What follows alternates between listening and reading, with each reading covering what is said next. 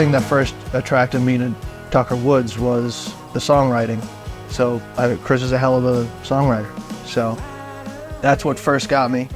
Even if maybe the song's about something sad or negative, like why not, I don't know, maybe a more optimistic or hopeful outlook on said subject or said scenario. Where did he go?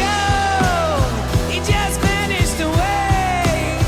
1 second I swear he was right there, but now It was always a fun progression to get from a demo that Chris had been working on, whether he had been, just wrote it last week or, he'd been sitting on it for a few years, whatever it might be. It was always fun to start at that point where it's just Chris on an acoustic, a shitty recording, just a quick thing to show me, and then together we'd work, flesh it out. If you start listening to more records and start making an effort to have a more eclectic, music selection coming at you more often, I think whether you like it or not, you're going to start to be having... It's going to seep in. Yeah, it's going to seep in, even if it's just little intricate things about production or maybe it's something about arrangements. I remember when I started listening to Burt Bacharach more, literally my arrangements started to change. And I don't think it was a conscious thing. It's just he's a really fucking smart songwriter.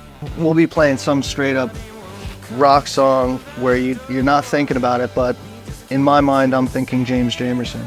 I'm thinking Bob Babbitt or somebody who played on soul records in the 60s.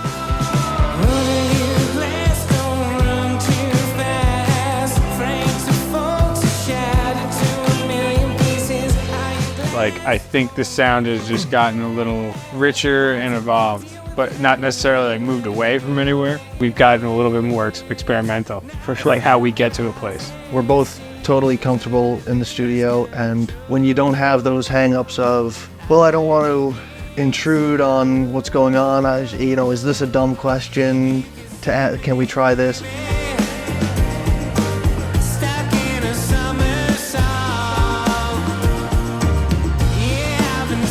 You're obviously going to be influenced by what you listened to as a kid. So when other kids were listening to Smash Mouth and stuff, I was listening to Fats Domino and older stuff. And they wonder why you became a bass player. And Beatles, the Stones, Kinks, Clapton. That was our, Tom Petty. That was kind of what my parents were constantly throwing at us. That was what was on our radio. Full Moon Fever, Big Chill, soundtrack. Great soundtrack. Yeah.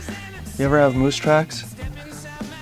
It's the best. It is the best. You have a new name.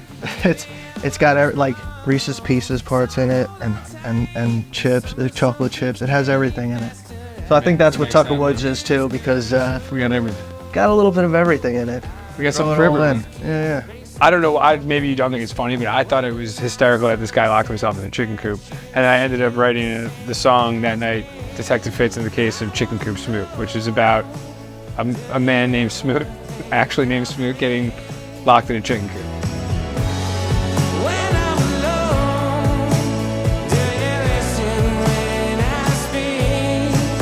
But besides being a drunken sailor or barking like a dog on the last record, we have Brian's first vocal performance on this record. That's right. He does the whistling in the beginning of the song Chicken Coop Smoot.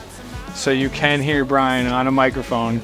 Yep, looking forward to that royalty check. Not barking or drinking on Chicken Coop Smoot. 1, 2, 3. Lovely Rena. When he plays guitar, sometimes it's very,